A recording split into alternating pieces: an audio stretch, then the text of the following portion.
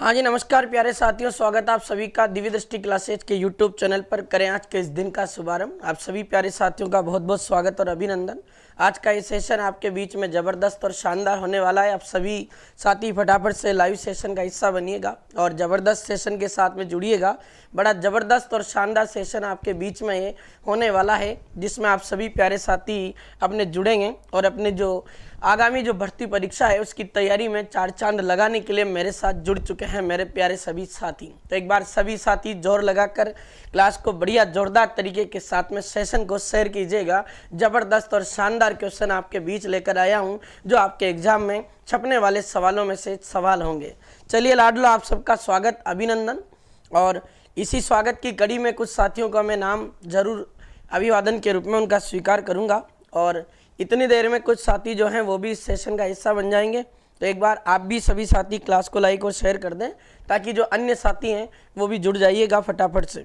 चलिए लाडलो, मेरे साथ जुड़ चुके हैं आरती यादव, कृष्णा यादव, हरिभजन खत्री और नरेंद्र राम, नीतू चौहान, संजय गुजर, राम लोधी चौधरी, नन्नू पारगी, काना गुर्जर, प्रमिला राणा, रोहित श्री गंगानगर, शोभा कुमारी, प्रियांशी, ज्योति राठौर मोटिवेशनल और चंचल कुमारी,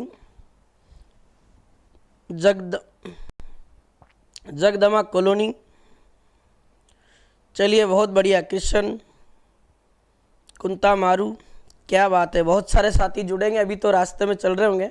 रेणु शर्मा, सदैव मेहरा। चलिए भाई प्यारे साथियों, आप सबका स्वागत अभिनंदन, सबका बहुत बहुत अभिनंदन है। आप सभी साथियों को गुड मॉर्निंग, नमस्कार, राधे राधे। आप सभी प्यारे साथी जिस सेशन का इंतजार करते हैं बेसब्री से, वो सेशन आपके बीच में लगातार मैं आपके बीच कर ही रहा हूँ और हम कोशिश करेंगे कि आपका जो एग्ज़ाम है वहाँ तक अपनी कंटिन्यूटी बरकरार रहे और बड़े बेहतरीन और शानदार तरीके के साथ में अपना जो सेशन चल रहा है ये लगातार अपना चलता रहे। तो करें शुरुआत अब बिना किसी देरी के इस सेशन का आगाज़ करते हैं मित्रों। चलिएगा, और भी साथी जुड़ेंगे अभी और आगे जुड़ते जाएंगे। जीतू, अर्जुन, अंबा कुमारी, ललिता, मीणा, प्रकाश, अजय कुमार और इसी के साथ भगवती। चलिए नावेद, अभिजीत, प्रकाश राज पुरोहित। चलिए भाई, सबका स्वागत अभिनंदन प्यारे साथियों। अब करते हैं आज के इस सेशन का शुभारंभ। पहले हम देखने वाले हैं एक क्विक रिवीजन, जो कल के 10 प्रश्नों का एनालिसिस होगा। फिर हम देखेंगे प्यारे लाडलों आपके आज के टॉप 10 करंट अफेयर्स के सवाल, फिर विजय सीरीज से संबंधित प्रश्नों का करेंगे एनालिसिस। ठीक है लाडलो? हाँ जी सर, रिवीजन करवा दें, करवाऊंगा भाई, चिंता मत करो आप, है ना। राजस्थान का कौन सा चिकित्सालय देश का पहला सरकारी कॉस्मेटिक लेजर संस्थान बना है? तो ये आपके राजस्थान में सवाई मानसिंह अस्पताल SMS जो हॉस्पिटल है जयपुर, ये बना है। नागर शैली में निर्मित देश का तीसरा एवं राजस्थान का पहला स्वामी नारायण अक्षरधाम मंदिर, जिसका उद्घाटन किस स्थान पर हुआ है? ये आपके राजस्थान के जोधपुर में हुआ। रक्षा मंत्री राजनाथ सिंह ने किस स्थान पर डिफेंस एंड स्पोर्ट्स एकेडमी का उद्घाटन किया? ये आपके राजस्थान के जोधपुर में डिफेंस एंड स्पोर्ट्स जो एकेडमी है उसका उद्घाटन किया। राजस्थान के किस जिले में प्रधानमंत्री जनजाति आदिवासी न्याय महाअभियान, जिसे हम शॉर्ट में PM जनमन योजना कहते हैं, इसके तहत 90 PVTG वन धन विकास केंद्रों का उद्घाटन कहाँ किया गया? 12 जिले में। PVTG का मीनिंग होता है पार्टिकुलरली वर्नेबल, और टी का मीनिंग होता है मेरे लाडलो ट्राइब्स, और जी का मतलब होता है ग्रुप्स, यानी विशेष रूप से कमजोर जो जनजातीय समूह है उनका डेवलपमेंट कैसे किया जाए, उनके लिए वन धन विकास केंद्रों का उद्घाटन किया। अपने राजस्थान के 12 जिले में ऐसे केंद्र खुलेंगे 90, जिससे शहरिया जनजाति को जो है वो अपने एकदम से रोजगार प्रदान किया जा सके। राजस्थान के किस जिले में माणिक्यलाल वर्मा आदिम जनजाति शोध संस्थान एवं केंद्रीय जनजाति कार्य मंत्रालय के द्वारा नेशनल ट्राइबल फूड फेस्टिवल का आयोजन किया गया? ये आपके राजस्थान के उदयपुर में हुआ है। खूब आयोजन हुए उदयपुर में। 26-27 दिसंबर 2025 को राजस्थान में किस स्थान पर आपके कुरंजा महोत्सव का आयोजन किया जाएगा? ये आपके प्यारे साथियों फलोदी में आपका कुरंजा महोत्सव आयोजित होगा। 23 से लेकर 29 नवंबर 2025 को लखनऊ उत्तर प्रदेश में आयोजित 19वीं राष्ट्रीय जम्बूरी में पहला स्थान किस राज्य ने प्राप्त किया? तो ये आपके रंगीले राजस्थान ने प्राप्त किया। राजस्थान का कौन सा जिला जो विशेष गहन पुनरीक्षण कार्यक्रम SIR में डिजिटाइजेशन कार्य में 100% पूर्ण करने में पहले स्थान पे रहा? तो एक तो आपका सलुम्बर रहा मित्रों, और सलूम्बर के साथ ही एक आपको जिला और ध्यान रखना है जिसका नाम आपके आ जाता है बाड़मेर। तो सलूम्बर व बाड़मेर ये दो ऐसे जिले हैं मित्रों जो आपके सर नाम का जो एक कार्यक्रम चल रहा है, आपके स्पेशल इन्वेस्टिगेशन जो रिपोर्टिंग कार्यक्रम है उसमें इन दोनों जिलों ने पहले स्थान प्राप्त किए हैं, ये भी आपको ध्यान रखना है। 15 नवंबर 2025 को राजस्थान में किस स्थान पर राज्य स्तरीय जनजाति गौरव दिवस का आयोजन किया गया? ये आपके राजस्थान के डूंगरपुर डिस्ट्रिक्ट में इसका आयोजन हुआ है। राजस्थान में श्रमिक कल्याण को प्रोत्साहन योजना के तहत इंटरनेशनल प्रतियोगिता में भाग लेने वाले प्लेयर को राज्य सरकार द्वारा कितनी प्रमोशन राशि प्रदान की जाएगी? 2 लाख रुपए। और ब्रॉन्ज मेडल जीतेगा तो 5 लाख, अगर सिल्वर जीतेगा तो 8 लाख और गोल्ड जीतेगा तो 11 लाख रुपए की राशि का इसमें प्रावधान किया गया। तो ये था आपका सेशन जो पिछला हमने पढ़ा था उसका रिवीजन। और अब हम आगे पढ़ेंगे उससे पहले एक बेहतरीन और गुड न्यूज आपके बीच है। अगर मैं प्यारे साथियों रविवार को यहाँ जयपुर में उपलब्ध रहा तो ये जो क्लास है आपकी होगी, वैसे पूरा चांस है और फिर भी नहीं होगा तो मैं आपके बीच में पूरी सूचना डालूंगा, आप चिंता नहीं करें। तो उसमें हम कम से कम मैं आपको बताने जा रहा हूं कि 4 से 5 घंटे की एक मैराथन क्लास होगी जो रीट मेंस भर्ती जो 2026 है उसको ध्यान में रखते हुए ये अपना काम किया जाएगा। और आपको पता है 7 लाख फॉर्म भरे गए रीट में, जो लेवल 1 है उसमें 2 लाख और लेवल 2 में 5 लाख जो है फॉर्म वो भरे गए। ये अगर बात करें हम तो ये बहुत बढ़िया और जानदार आपके बीच में एक क्लास लूँगा जो आपका हो सकता है सुबह 7 बजे ही हो संडे को। आप निश्चित रहें, कल मैं आपका इसका कंफर्म बता दूंगा। चलिए लाडलो अगला देखते हैं सवाल। अब आज का पहला क्वेश्चन आपके सामने स्क्रीन पर है। राजस्थान के किस जिले को अरब सागर से जोड़ने के लिए वहां इनलैंड पोर्ट बनाया जाना प्रस्तावित है? क्या बात है। राजस्थान का एक ऐसा जिला है लाडलो जिसे आपके अरब सागर से जोड़ा जाएगा और वहां आपके इनलैंड पोर्ट बनाया जाएगा, ऐसी अपने राजस्थान में प्रस्तावना की गई है। तो ये आपके कहाँ बनेगा? धौलपुर बनेगा या फिर सवाई माधोपुर में, जालोर में, या फिर आपका आ जाता है मेरे लाडलो बाड़मेर? क्या इस प्रश्न का आंसर होगा? बहुत वेरी इंपॉर्टेंट और जबरदस्त सवाल। आपके राजस्थान का जो जालोर डिस्ट्रिक्ट है मित्रों, इस जालोर डिस्ट्रिक्ट को आपके किससे जोड़ा जाएगा? इस जालोर जिले को आपके अरब सागर से जोड़ा जाएगा। बहुत प्यारा सवाल है, ध्यान रखना। तो अरब सागर से जुड़ेगा ये आपका राजस्थान का जालोर जिला, ये भी आपको ध्यान रखना। अब कैसे क्या इसकी प्रोसेस होगी? तो ये अरब सागर से जुड़ेगा जो है मित्रों, आपको ध्यान रखना 262 किलोमीटर लंबा आपका यहाँ अरब सागर में एक वाटरवे का निर्माण किया जा रहा है। वाटरवे का मतलब होता है प्यारे साथियों जो जल मार्ग है वो बनाया जा रहा है और लगभग इस जल मार्ग को डेवलप करने में 10,000 करोड़ रुपए से भी ज़्यादा निवेश होगा। और ये आपका राजस्थान का जालोर जिसमें इनलैंड पोर्ट बनेगा। इनलैंड पोर्ट का मतलब जो अपना भूमि होती है उस भूमि को खोदकर उसके अंदर एक पोर्ट बनाया जाएगा, एक बंदरगाह बनाया जाएगा ताकि उसको अरब सागर से जोड़ सके। और जो भी राजस्थान में अपने आने वाली जो भी प्रोडक्ट सामग्री है जो अपने गुजरात से लाना है अपन को, तो ऐसे में अपन को ये जो जल मार्ग वाला रास्ता है ये थोड़ा परिवहन में सस्ता पड़ता है। इसलिए आपके जालोर जिले में इनलैंड पोर्ट बनाकर अपने जालोर डिस्ट्रिक्ट को किससे जोड़ा जाएगा मित्रों? आपके अरब सागर से जोड़ा जाएगा। तो ये आपका क्वेश्चन था, बड़ा प्यारा और जबरदस्त क्वेश्चन जो आपका सामने पूरा होता है। जालोर का याद रखना मित्रों, अगर तुम्हें ध्यान हो तो मैंने जालोर का एक सवाल आपको पहले करंट में पढ़ा रखा है। यहाँ आपके एक जैन मंदिर है जो अपने करंट में रहा था और उसका नाम आता है लाडलो आपके मांडवाला जैन मंदिर। और आपको पता है इसकी विशेषता क्या है? ये मांडवाला जैन मंदिर एक ऐसा मंदिर है जो आपके जहाज की आकृति में निर्मित है। ये भी मैं आपको करंट में पढ़ा चुका हूँ, पहले याद रखना। तो जहाज की आकृति में निर्मित एकमात्र राजस्थान का जैन मंदिर कहाँ स्थित है? ये आपके जालोर में स्थित है। उसका नाम आपके आता है लाडलो आपके मांडवाला जैन मंदिर, याद रखना। बाड़मेर के तो कई सवाल आपके सामने हैं प्यारे साथियों। आपका जो सर कार्यक्रम है, इस सर कार्यक्रम में 100% कार्य करने में पहला स्थान सलूम्बर के साथ में आपके जो है प्यारे साथियों ये किसने काम किया है? एक तो सलूम्बर और एक आपके बाड़मेर डिस्ट्रिक्ट ने काम किया। इसी के साथ मैं आपको बता चुका हूँ प्यारे साथियों कि यहाँ आपके बाड़मेर में एक अभियान चला था, उसका नाम आता है लाडलो सुगम्य बाड़मेर अभियान। और आपको मैंने पढ़ा दिया सुगम्य जो बाड़मेर अभियान है इसका उद्देश्य अपन पढ़ चुके हैं कि जो भी बाड़मेर जिले में दिव्यांगजन हैं उन दिव्यांगजनों को समाज की मुख्य धारा के साथ में जोड़ना, यानी जो भी सरकारी योजनाएं हैं उन सरकारी योजनाओं का पूरा लाभ दिव्यांगजन तक पहुंचे, ये भी अपन पढ़ चुके हैं। और मरु उड़ान कार्यक्रम ये भी आपके बाड़मेर में हुआ था। थार महोत्सव ये भी आपके बाड़मेर में हुआ। और मैं आपको पढ़ा चुका हूँ नवो बाड़मेर कार्यक्रम, जो यहाँ बाड़मेर की जिला कलेक्टर टीना डाबी के प्रयासों से चालू हुआ। और बाड़मेर जिला कलेक्टर टीना डाबी को साल 2024 का 6ठे नंबर का राष्ट्रीय जल पुरस्कार राष्ट्रपति द्रौपदी मुर्मू द्वारा नई दिल्ली में दिया गया। ये तमाम क्वेश्चन आपके बाड़मेर से संबंधित है जो मैंने आपको पढ़ा दिए लाडलो, याद रखना। जबरदस्त और शानदार सवाल आपका बनता है।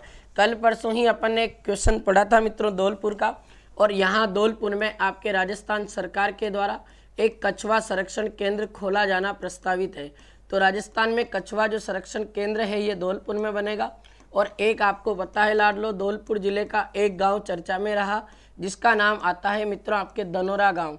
ये धनोरा एक ऐसा गांव है जो प्यारे साथियों 100% कैसा बन चुका है, 100% ये डिजिटल बन चुका है। यानी इस गांव में कोई भी एक भी व्यक्ति नहीं बचा जिसका कोई भी सरकारी योजना में अगर लाभ है और वो उससे जुड़ा हुआ नहीं है। तो 100% डिजिटल हो चुका है धनोरा गांव। ये भी आपके राजस्थान के धौलपुर में पड़ता है, याद रखिएगा छोरों। जबरदस्त और शानदार सवाल आपका पूरा होता है। चलिए अगला सवाल पढ़ते हैं। हाल ही में राजस्थान के राज्यपाल के आदेश के अनुसार राजभवन का नया नाम क्या कर दिया गया? लो जी, बड़ा बेहतरीन और शानदार सवाल आपके बीच पहुंच चुका है। लगा लीजिएगा, वेरी इंपॉर्टेंट। 2026 में ये प्रश्न आने के चांस है। अब मेरे मित्रों आपको पता है और मैं आपको कई बार पढ़ा चुका हूं कि राजस्थान के अभी आपके जो वर्तमान में राज्यपाल है वो 45वें नंबर के राज्यपाल बने हुए हैं। और 45वें नंबर के राज्यपाल जिनका नाम आपके आ जाता है लाडलों, और उनका नाम आता है आपके हरिबाऊ किशनराव बागड़े।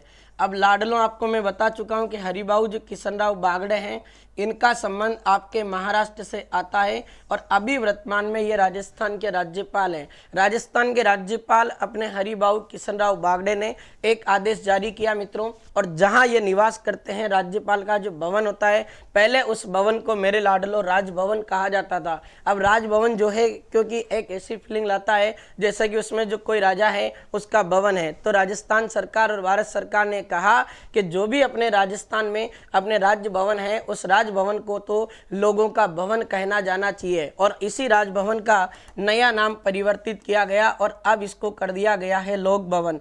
ऐसा राजस्थान में नहीं हुआ प्यारे साथियों, भारत के 11 राज्यों में ऐसा बदलाव हो चुका है, ये भी आपको ध्यान रखना। जबकि आपको पता है जहां केंद्र शासित प्रदेश में जो आपके प्यारे साथियों जो उपराज्यपाल होते हैं वहां जो आपके लोक निवास कहलाएंगे वो पहले राज निवास कहलाते थे। तो ये आपके राजभवन का नया नाम आपके कर दिया गया लोक भवन। ये भी आपको एक सिंपल तरीके के साथ में बड़ा बेहतरीन और जोरदार सवाल आपको ध्यान रखना। और आप मुझे कमेंट करके बता दो, यहाँ बात हुई है राज्यपाल की, तो आपसे सवाल है मेरा, राजस्थान के प्रथम राज्यपाल कौन थे? बताओ मेरे लाडलों, राजस्थान के फर्स्ट राज्यपाल का नाम क्या था? ये आप मुझे कमेंट करके बताओ।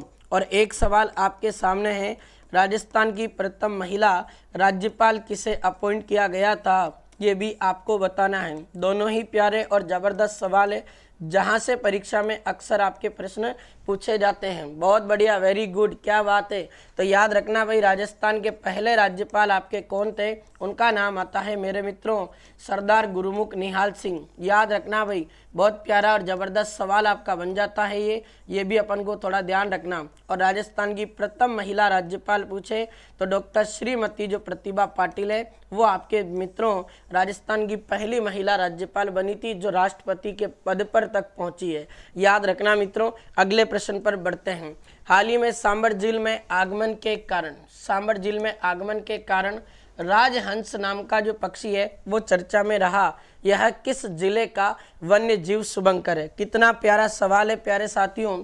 एक तो आपका आ जाता है सांबर झील का सवाल। अब देखो मित्रों, मैं अगर सांबर झील की बात करूं तो आपको ध्यान रखना है ये 36 किलोमीटर लंबी झील है और इसको चारों तरफ से नदियां आकर घेरती है। इसलिए मेरे लाडलों, सांबर झील को आपके राजस्थान में अभी केंद्रीय नदी प्रतिरूप का उदाहरण माना जाता है।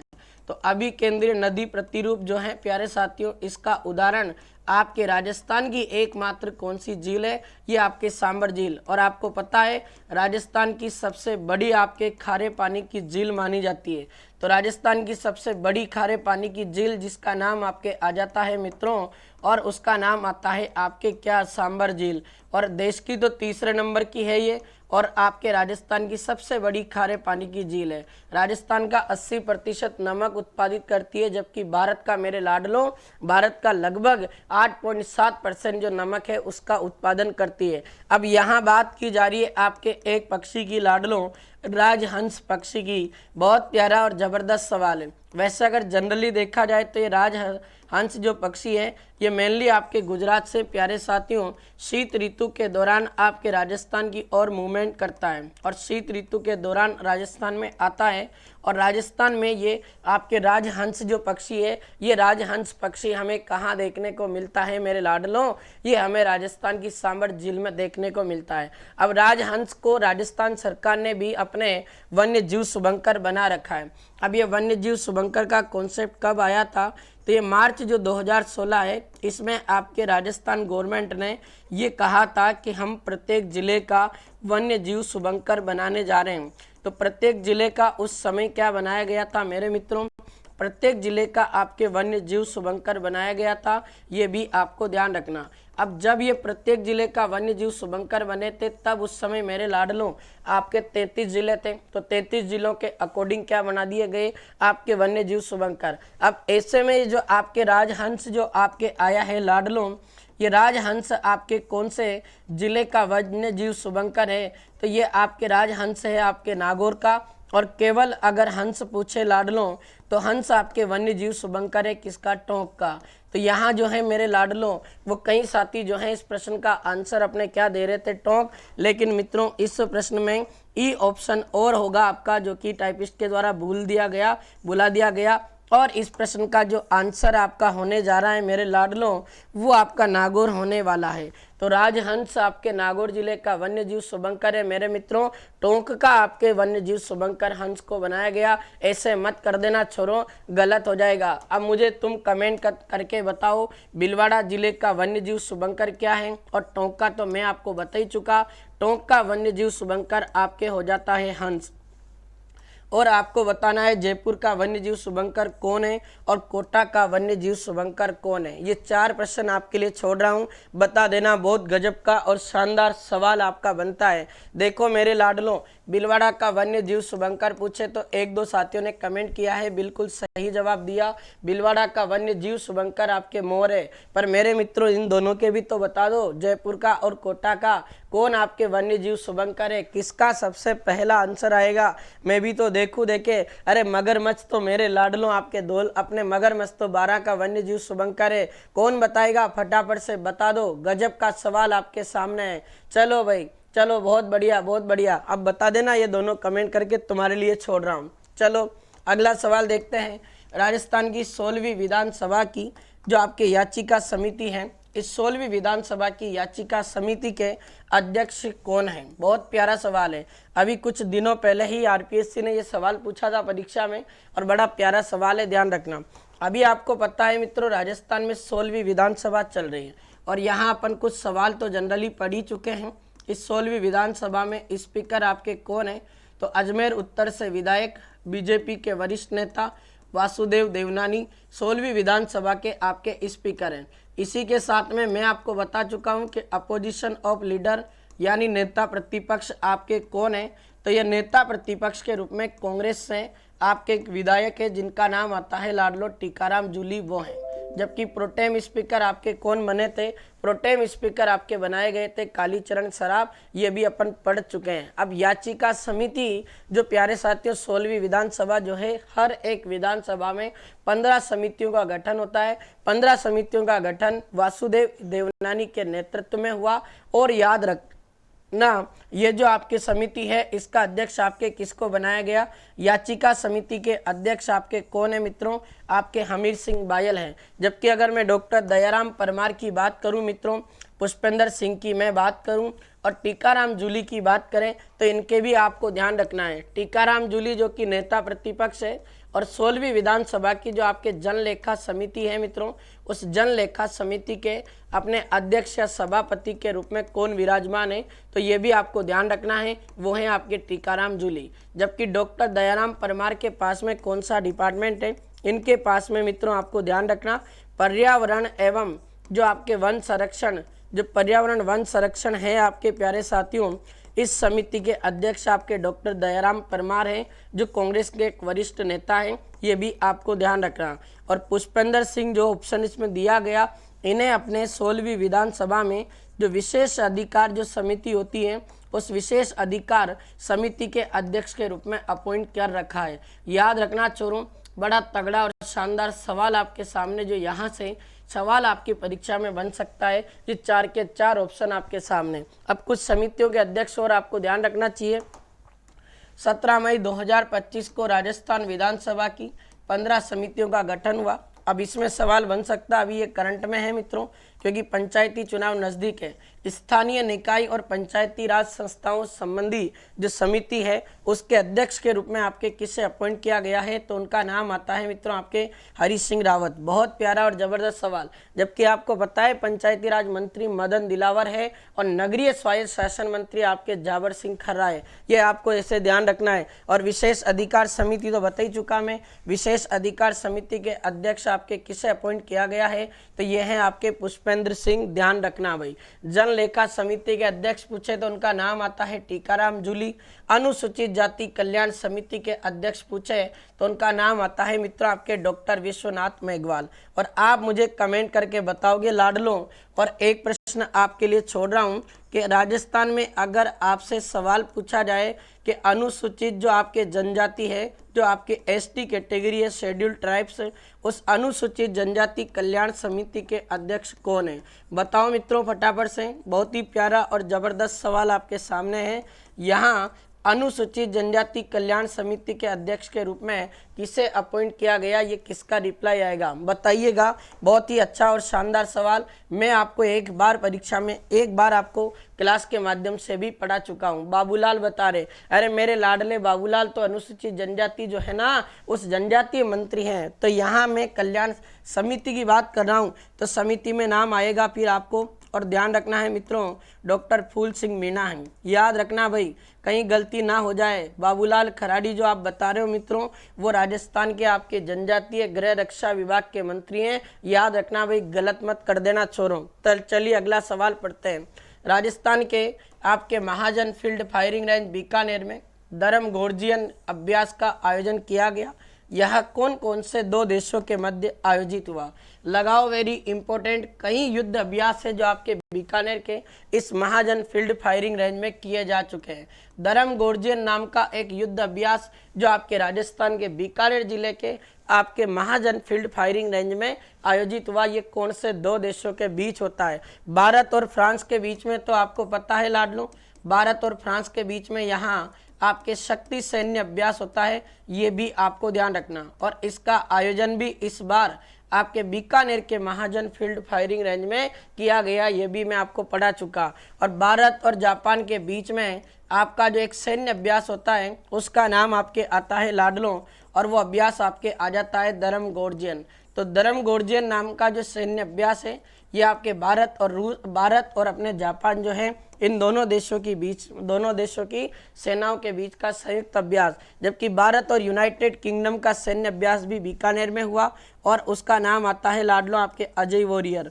तो अजय वॉरियर नामक जो आपका युद्ध अभ्यास है, सैन्य अभ्यास, ये भी आपके इस बार बीकानेर के महाजन फील्ड फायरिंग रेंज में आयोजित किया गया, जो भारत और यूनाइटेड किंगडम के बीच में होता है। और आपका भारत और अमेरिका की बात करें तो भारत और अमेरिका के बीच में एक युद्ध अभ्यास आयोजित हुआ था, उसका नाम आता है मित्रों आपके साइक्लोन। तो साइक्लोन नामक जो युद्ध अभ्यास है, वो आपके भारत और किसके बीच हुआ है? अमेरिका के बीच हुआ। और एक आपका बच गया, जो भी आपको ध्यान रखना है। और आपसे पूछे कि भारत और रूस, और अभी आपको पता है रूस के राष्ट्रपति व्लादिमीर पुतिन अपने भारत दौरे पर हैं। ये भी आपको ध्यान रखना। भारत और रूस के बीच में आपका एक सैन्य अभ्यास होता है, उसका नाम आता है मेरे मित्रों आपके इंद्र सैन्य अभ्यास।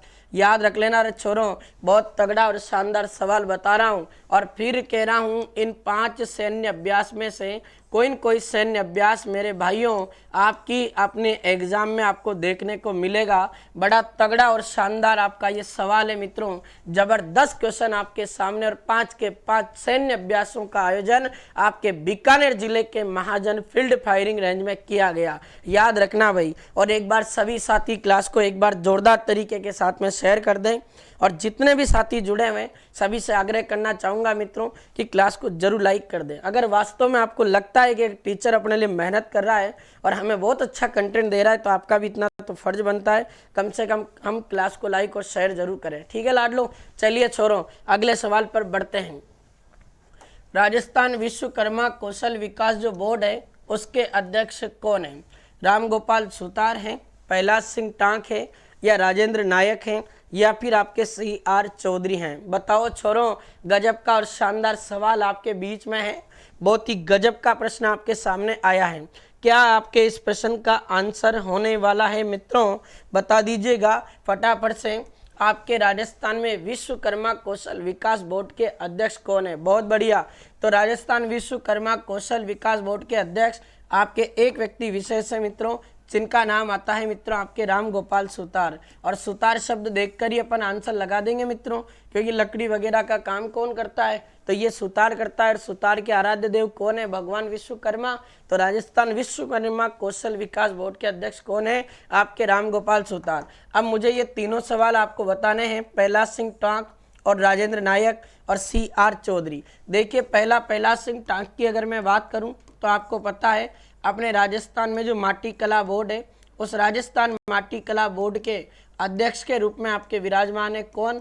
वो हैं आपके कैलाश सिंह टांक। ये भी आपको ध्यान रखना है। इसी के साथ में राजेंद्र नायक की अगर मैं बात करूं मित्रों तो आपके जो SC कैटेगरी है, अनुसूचित जो आपके जाति है, जो अनुसूचित जाति जो है वो जो उसमें कल्याण है, और अनुसूचित जाति कल्याण वित्त एवं जो आपका विकास आयोग है प्यारे साथियों, इस वित्त एवं विकास आयोग के अध्यक्ष है कौन? उनका नाम आता है फिर आपके राजेंद्र नायक। और अगला सवाल पढ़ लेते हैं, CR चौधरी कौन है? तो आपको पता है CR चौधरी का संबंध आपके किस डिपार्टमेंट से आता है? तो इनका संबंध आपके आ जाता है राजस्थान किसान आयोग से।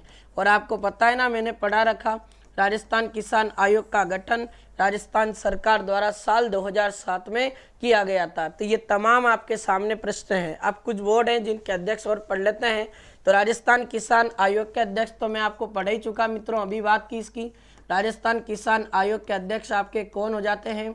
उनका नाम आता है मित्रों आपके CR चौधरी।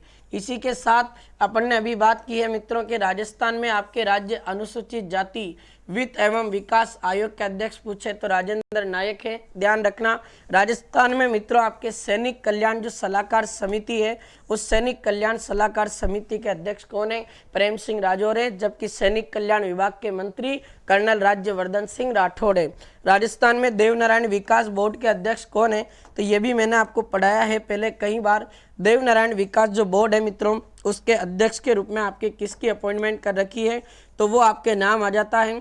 और देवनारायण विकास बोर्ड के अध्यक्ष आपके आते हैं ओम प्रकाश बडाना, जिनका संबंध आपके अजमेर से आता है और बीजेपी के एक युवा नेता हैं मित्रों, ये भी आपको ध्यान रखना। तो ओम प्रकाश बडाना देवनारायण विकास बोर्ड के अध्यक्ष हैं। प्रेम सिंह राजौर राजस्थान सैनिक कल्याण सलाहकार समिति के अध्यक्ष हैं। राजेंद्र नायक राजस्थान में राज्य अनुसूचित जाति जो वित्त और विकास आयोग है उसके अध्यक्ष हैं। और राजस्थान किसान आयोग के अध्यक्ष CR चौधरी हैं। चलिए अगला सवाल पढ़ते हैं। मारवाड़ मेडिकल यूनिवर्सिटी जो कि आपके जोधपुर में स्थित है, इसके कुल गुरु किसे अपॉइंट किया गया? लगा लीजिएगा, वेरी इंपॉर्टेंट और ज़बरदस्त और शानदार सवाल फिर आपके परीक्षा में छपने वाले सवालों में एक शामिल होने वाला सवाल आ गया। मारवाड़ मेडिकल यूनिवर्सिटी कहाँ स्थित है? पहली बात तो यही पूछा जोधपुर में, और ऐसा सवाल पिछली बार पूछा जा चुका है। तो ये आपके राजस्थान जी के लिए बड़ा इंपॉर्टेंट हो सकता है। और इसके कुल गुरु किसे अपॉइंट किया गया? तो डॉक्टर जो M.K. असेरी है मित्रों, ये आपके राजस्थान में मारवाड़ मेडिकल जो यूनिवर्सिटी आपके जोधपुर है उसके कुल गुरु अपॉइंट किए गए। तो इसका आंसर भी ए ऑप्शन होगा। जबकि प्रोफेसर निमित रंजन चौधरी की अगर बात करें मित्रों, तो अपन इनके बारे में पढ़ चुके हैं। प्रोफेसर निमित रंजन चौधरी जिनका संबंध आपके कौन सी यूनिवर्सिटी से आता है, तो अपन पढ़ चुके हैं मित्रों आपके राजस्थान जो तकनीकी विश्वविद्यालय है जो कि आपके कोटा में है मित्रों, उस राजस्थान तकनीकी विश्वविद्यालय कोटा के कुल गुरु के रूप में आपके किसे अपॉइंट किया गया, तो ये अपन पढ़ चुके हैं प्रोफेसर निमित रंजन चौधरी को। अगर बात करें प्रताप सिंह की, तो आपको पता है इनका संबंध आपके किस यूनिवर्सिटी से आता है, तो महाराणा प्रताप जो आपके एग्रीकल्चर यूनिवर्सिटी है, कृषि विश्वविद्यालय आपके महाराणा प्रताप कृषि विश्वविद्यालय जो कि आपके मित्रों उदयपुर में है, उसके आपके कुल गुरु अपॉइंट किए गए किसे, वो आपके अपॉइंट किए गए हैं मित्रों। आपको ध्यान रखना, बहुत ही बढ़िया और शानदार सवाल आपका बनेगा। ये हैं आपके प्रोफेसर अपने प्रताप सिंह। अल्पना कटेजा की अगर मैं बात करूं मित्रों, तो इनका तो आपको पता है इनका संबंध आपके राजस्थान यूनिवर्सिटी से आता है। तो राजस्थान यूनिवर्सिटी जो कि आपके जयपुर में है, उस राजस्थान विश्वविद्यालय जयपुर की कुल गुरु के रूप में आपके अपॉइंट कर रखा है किसको, तो ये आपको ध्यान रखना प्रोफेसर अल्पना कटेजा। और मारवाड़ मेडिकल यूनिवर्सिटी जोधपुर के कुल गुरु कौन है, तो याद रखिएगा डॉक्टर M.K. असेरी। चलिए अगले सवाल पर बढ़ते हैं। राजस्थान सरकार के द्वारा मस्कुलर जो डिस्ट्रोफी से पीड़ित व्यक्ति हैं उसको इलेक्ट्रिकल पावर और व्हील चेयर हेतु कितनी सहायता राशि प्रदान की जाएगी। बहुत प्यारा सवाल है प्यारे साथियों। एक ऐसा व्यक्ति जिसे कोई भी अपने एक बीमारी है जिसको अपने बोला जाता प्यारे मित्रों मस्कुलर डिस्ट्रोफी। मस्कुलर डिस्ट्रोफी का मतलब होता है अगर कोई भी ऐसा व्यक्ति जिसकी मांसपेशियां काम नहीं कर पाती है, अगर हो सकता है उसकी जो गर्दन है वो नहीं घूम पा रही हो, या फिर हो सकता है उसकी जो बैकबोन है वो जो पीठ है उसकी बहुत ज़्यादा दर्द करती हो, ऐसे में उस व्यक्ति से ना खड़ा होया जाता है ना बैठा जा सकता है, तो उस व्यक्ति को अपने राजस्थान सरकार क्या करेगी कि इलेक्ट्रिकल पावर या जो व्हील चेयर होती है वो उसको अपने उपलब्ध करवाएगी। तो उसमें राजस्थान सरकार ने कहा कि कोई भी ऐसा इस बीमारी से अगर पीड़ित है तो आप चिंता नहीं करें, आपको व्हील चेयर उपलब्ध होगा और उसके लिए राजस्थान सरकार की तरफ से 1 लाख रुपए की आर्थिक सहायता प्रदान की जाएगी। तो इस प्रश्न का पहला आंसर आपका होने जा रहा है मित्रों, और 1 लाख रुपए इसकी सहायता राशि रखी गई। अगला सवाल, राजस्थान सरकार द्वारा राज्य में जनजाति समुदाय के बच्चों हेतु कितने माँ बाड़ी केंद्रों की स्थापना की जाएगी। लो जी, राजस्थान सरकार ने कहा कि हमें जनजातीय क्षेत्र में रहने वाले जो बच्चे हैं उनका शारीरिक उनका मानसिक विकास करना है। अब ऐसे में अगर बच्चे का शारीरिक और मानसिक विकास करना है तो आपको एजुकेशन को बढ़ावा देना होगा। अब जैसे प्यारे साथियों आपके आंगनवाड़ी केंद्र होते हैं, उसी आंगनवाड़ी केंद्र की तर्ज पर राजस्थान में माँ बाड़ी केंद्र खुलेंगे ताकि जो बच्चा है उसको शारीरिक और उस बच्चे को अपने मानसिक जो विकास है वो किया जा सके। तो याद रखिएगा माँ बाड़ी केंद्रों का उद्देश्य क्या है, जनजातीय क्षेत्र के बच्चों का शारीरिक व मानसिक विकास करना। बहुत प्यारा सवाल है छोरो, याद रख लेना, जनजातीय क्षेत्र के बच्चों का शारीरिक व मानसिक विकास करना, ये आपको ध्यान रखना है, शारीरिक व मानसिक विकास करना। बहुत प्यारा सवाल, याद रखना भाई। अगले सवाल पर चलते हैं मित्रों। तो उससे पहले मैं आपको ये बताने जा रहा हूँ कि ये राजस्थान सरकार ने जो अपने घोषणा है अपने बजट में की थी, और राजस्थान सरकार की तरफ से आपको ध्यान रखना मित्रों, ये माँ बाड़ी केंद्र आपके कितने स्थापित किए जाएंगे, जिनकी संख्या आपके आ जाती है मित्रों, और वो संख्या आपके आ जाती है 250। तो जनजातीय क्षेत्रों में 250 माँ बाड़ी केंद्रों की स्थापना राजस्थान सरकार करेगी। जनजातीय गौरव वर्ष पखवाड़ा 1 से 15 नवंबर तक मनाया गया। उस समय राजस्थान के मुख्यमंत्री भजन लाल जी शर्मा के द्वारा ये बात बोली गई। चलिए आज का करंट अफेयर्स का अंतिम सवाल, राजस्थान का प्रथम सरकारी अस्पताल जो रिज्यूम वाटर वेपर थेरेपी से प्रोस्टेट बीमारी का बिना सर्जरी के इलाज अपने संभव किया है। कितना गजब का सवाल है लाडलो। रिज्यूम जो वाटर आपकी वेपर थेरेपी है उससे प्रोस्टेट जो बीमारी है उसका बिना सर्जरी के इलाज किया जाएगा, ऐसा राजस्थान का पहला अस्पताल बना है। बताइएगा, बड़ा जबरदस्त और शानदार सवाल। अब प्यारे साथियों प्रोस्टेट जो बीमारी है एक अपने ऐसी बीमारी है जो गुप्त अंगों से संबंधित बीमारी मानी जाती। अब ऐसी स्थिति में क्या होता है कि कई बार हमें देखने को मिलता है कि व्यक्ति के अगर मान लीजिए कि उसके जो अंग है वो खराब हो चुके हैं, तो ऐसी स्थिति में उस व्यक्ति के अंगों को बाहर निकालना होता है ताकि व्यक्ति जो है अपना शारीरिक और मानसिक संतुलन बना रखे। तो ऐसी स्थिति में पहले क्या है कि उस बीमारी का इलाज करने के लिए सर्जरी करना पड़ता था, उसका ऑपरेशन करना पड़ता था। अब अपने राजस्थान का एक ऐसा अस्पताल जिसने कहा कि हम बिना सर्जरी के उसका इलाज संभव करेंगे, ऐसा प्यारे साथियों ये आपके राजस्थान का पहला अस्पताल बन गया। और वो कौन बना है, तो आपके नाम आ जाता है SMS। अभी तो खूब चर्चा में चल रहा है सवाई मानसिंह अस्पताल Jaipur. CAR-T cell therapy cancer रोग का इलाज करने के लिए पहला अस्पताल बना, ये भी आपको मैं पढ़ा चुका हूँ। और नारायणा अस्पताल जो जयपुर है, ये राजस्थान का पहला अस्पताल बना है जिसने अपने राजस्थान में सबसे पहले डीप ब्रेन सर्जरी को सक्सेसफुल बनाया। डीप ब्रेन जो सर्जरी है, इसका मतलब है कि जो आपका मस्तिष्क है उसकी सर्जरी एकदम कंप्लीट रूप से सक्सेस बनाने वाला हॉस्पिटल बना है कौन, नारायणा अस्पताल। और एम्स जो आपका जोधपुर है, ये रोबोटिक किडनी ट्रांसप्लांट करने वाला पहला आपके राजस्थान का चिकित्सालय है। महात्मा गांधी मेडिकल कॉलेज, याद रखिएगा ये राजस्थान नहीं पूरे देश का पहला मेडिकल कॉलेज है जिसने स्वदेशी कैंसर वैक्सीन का निर्माण किया, ये भी आपको ध्यान रखना। तो स्वदेशी जो कैंसर वैक्सीन है उसको डेवलप करने में योगदान है आपके किसका, महात्मा गांधी मेडिकल कॉलेज का, जो आपके जयपुर में स्थित है। चलिए लाडलों, अब बढ़ते हैं विजय सीरीज के सवालों की ओर। चलिए जवाब दीजिएगा। कानड़देव प्रबंध और वीरमदेव सोनगरारी बात जो पुस्तक है, इसके लेखक आपके किसको माना जाता है? चलिए भाई बताइए, बड़ा अच्छा और जबरदस्त क्वेश्चन आपके बीच पहुंच चुका है, बताओ फटाफट से। और एक बार सभी साथी थोड़ा सा जोरदार तरीके के साथ में लाइव सेशन को शेयर कीजिएगा। बड़ा जबरदस्त कंटेंट आपको मैं राजस्थान जीके में भी पढ़ाऊंगा जैसे अपन ने करंट में पढ़ा है। चलो भाई देखते हैं क्या आएगा भाई। पहले प्रश्न का आंसर बहुत बढ़िया, कानड़देव प्रबंध और वीरमदेव सोनगरा। आप सभी को पता है प्यारे साथियों कि ये जो पुस्तकें हैं इनके लेखक के रूप में एक व्यक्ति को देखा जाता है और उनका नाम आता है मित्रों आपके पद्मनाभ। याद रखना भाई, बड़ा जबरदस्त और शानदार सवाल।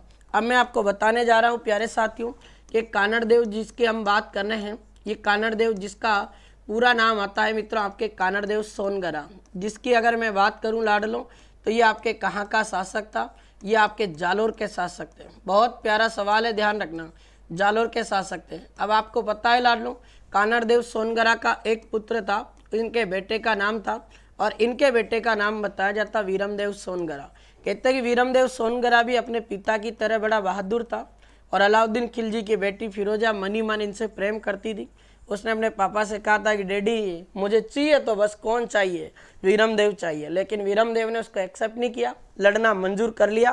कहते हैं कि उस फिरोजा के चक्कर में इस कानड़देव सोनगरा पर साल 1311 में अलाउद्दीन खिलजी अपनी दिल्ली से सेना लाकर अटैक कर देता है और अलाउद्दीन खिलजी ने अपने जालोर के दुर्ग पर आक्रमण किया। और अपन पढ़ते ही हैं कल्चर में, जब ये जालोर दुर्ग है इस अलाउद्दीन खिलजी ने इसको जीता तो जालोर दुर्ग का नाम बदलकर उसने क्या कर दिया था, जालोर का नाम बदलकर उसने कर दिया था जलालाबाद। और आपको पता है इस दुर्ग के बारे में एक कहावत है, क्या है कहावत कि राइयों के बाव रात ही बीते। और हसन निजामी जिसने अपनी पुस्तक में लिखा है कि कोई भी आक्रमणकारी भले कितना ही शक्तिशाली क्यों ना हो, वो आज तक जालोर दुर्ग के दरवाजे नहीं खोल पाया। ये तमाम क्वेश्चन आपके ध्यान रखना है, बड़ा जबरदस्त और शानदार सवाल आपका बन जाएगा।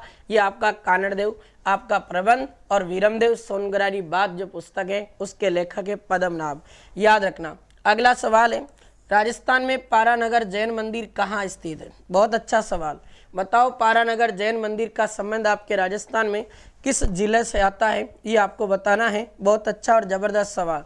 मैं आपको कुछ जैन मंदिर बताने जा रहा हूँ जहाँ से अक्सर सवाल आते परीक्षा में। एक तो आपको पूछा जाता है मित्रों नारेली जैन मंदिर, जो आपको ध्यान रखना है। ये नारेली जैन मंदिर आपके कहाँ स्थित है? अजमेर में। बहुत प्यारा सवाल। फिर एक सवाल जो RPSC सेकंड ग्रेड में पूछ चुकी है, उसका नाम आता है आपके, और नाम आ जाता है आपके नारलाई जैन मंदिर।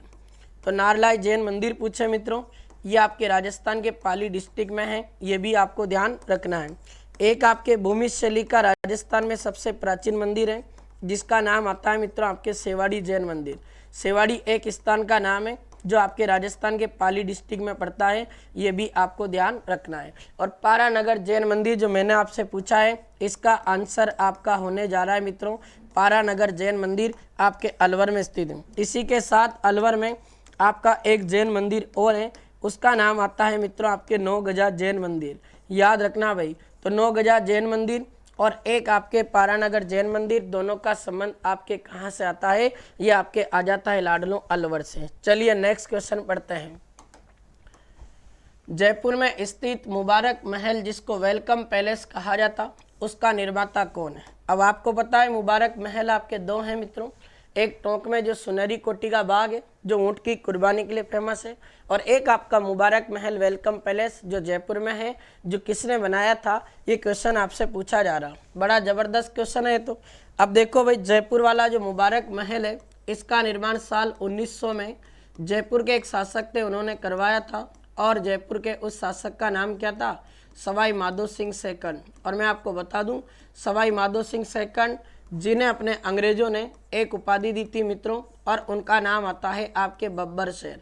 तो इस बब्बर शेर सवाई माधो सिंह सेकंड ने आपके जयपुर वाला मुबारक महल बनाया था। और आपको ध्यान रखना है, अगर मैं इसके डिज़ाइनर की बात करूं, वास्तुकार की, तो इसका वास्तुकार किसको माना जाता है? एक अंग्रेज है जिसने इस इमारत को बनाने का काम किया था। उस अंग्रेज का नाम आता है सैमुअल स्वीटन जैकब। तो सैमुअल जो स्वीटन जैकब है, इसने इसका महल का डिज़ाइन तैयार किया था। और इसकी एक विशेषता जो आपको ध्यान रखना है, ये ऐसा महल जो आपके लाडलों, एक तो मुगल स्थापत्य कला में बना हुआ, एक आपको ध्यान रखना है राजपूत स्थापत्य कला में, और एक आपके यूरोपीय शैली का मिश्रण है। बहुत प्यारा सवाल है, ध्यान रखना। तो मुगल, राजपूत, यूरोपीय स्थापत्य कला का मिश्रण है आपके राजस्थान का मुबारक महल, ये भी आपको ध्यान रखना, जो कि लाडलो आपके जयपुर में स्थित है, जो माधो सिंह सेकंड ने मेहमानों के स्वागत के लिए बनवाया था, जो जयपुर के सिटी पैलेस का एक भाग माना जाता है। और याद रखना भाई, एक आपके मुबारक महल की अगर मैं बात करूं मित्रों, तो एक मुबारक महल आपके टोंक जिले में स्थित है, जो आपको ध्यान रखना है सुनहरी कोठी का भाग माना जाता है। और कई बार जनरली ये भी सवाल आ जाता है, सुनहरी कोठी कहाँ स्थित है, तो ये आपके टोंक में स्थित है। और इसी टोंक वाले सुनहरी कोठी के मुबारक महल की बात करें तो बकरा ईद पर ऊँट की कुर्बानी के लिए फेमस था, लेकिन लाडलो 2014 के बाद में ऊँट की कुर्बानी को राजस्थान सरकार ने प्रतिबंधित कर दिया, तो अभी वहाँ ऊँट की कुर्बानी नहीं दी जाती है, ये आपको ध्यान रखना है। तो ये आपके मुबारक महल जो आपका पूरा कंप्लीट जोरदार तरीके का सवाल है, ये भी आपको ध्यान रखना। अगला सवाल पढ़ते हैं लाडलो।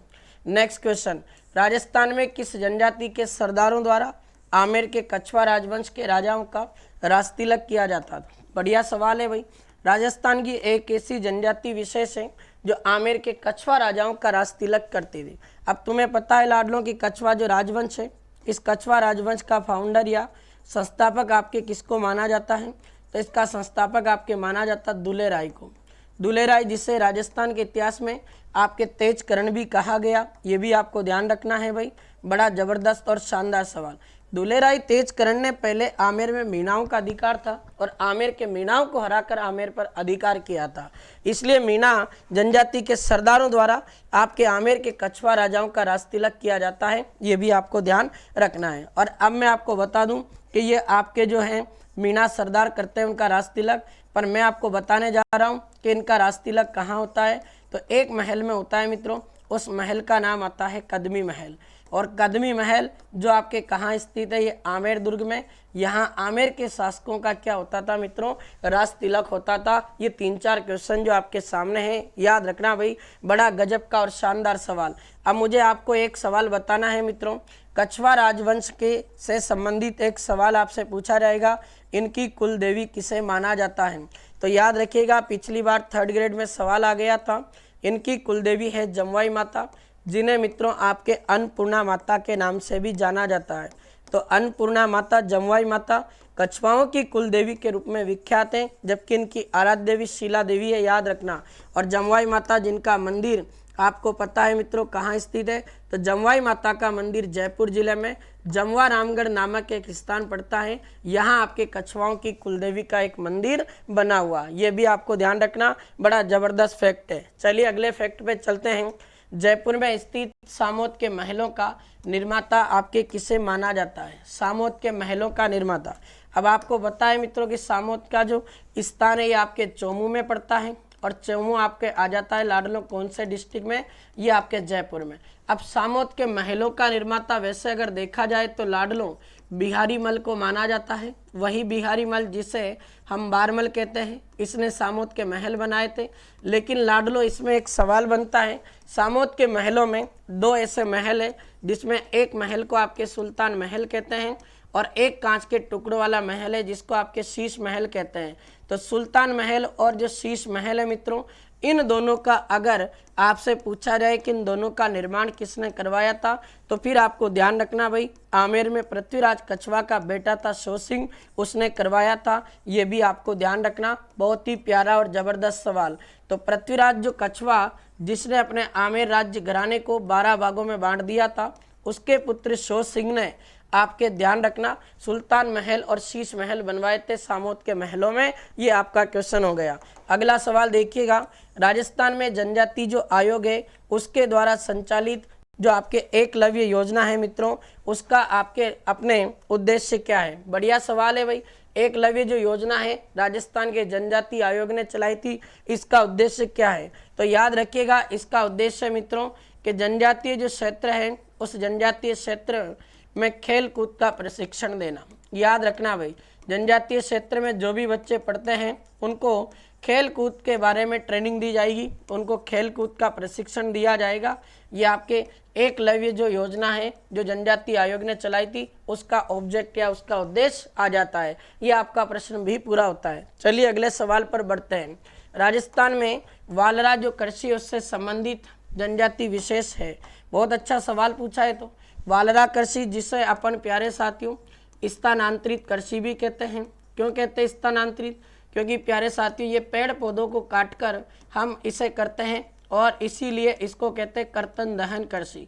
पेड़ों को काटकर और उनको जलाकर ये खेती की जाती है, और पेड़ों को काट रहे इसलिए पर्यावरण को नुकसान पहुंचाते हैं अपन, इसलिए इस खेती को आपके मित्रों पर्यावरण की दुश्मन कहते हैं। तो ये सारे इसके उपनाम है मित्रों वालरा कृषि के, जो आपको ध्यान रखना। बहुत ही प्यारा और जबरदस्त सवाल हो गया। अगर मैं यहाँ से इस वालरा कृषि की बात करूँ तो इसका क्षेत्र भी आपको पूछा जा सकता है। इसका क्षेत्र आपका हो जाएगा मित्रों राजस्थान का दक्षिण पूर्वी भाग। इस राजस्थान के दक्षिण पूर्वी भाग में आपके ये वालरा जो कृषि है ये आपके सर्वाधिक की जाती है, ये भी आपको ध्यान रखना। और इसमें अगर प्यारे साथियों आपको जनजाति विशेष का नाम पूछा जा रहा है तो उसमें आपके राजस्थान की जनजाति विशेष आती है और उस जनजाति का नाम आपके आ जाता भील जनजाति। याद रखना भाई, बड़ा जबरदस्त और शानदार सवाल हो जाएगा ये।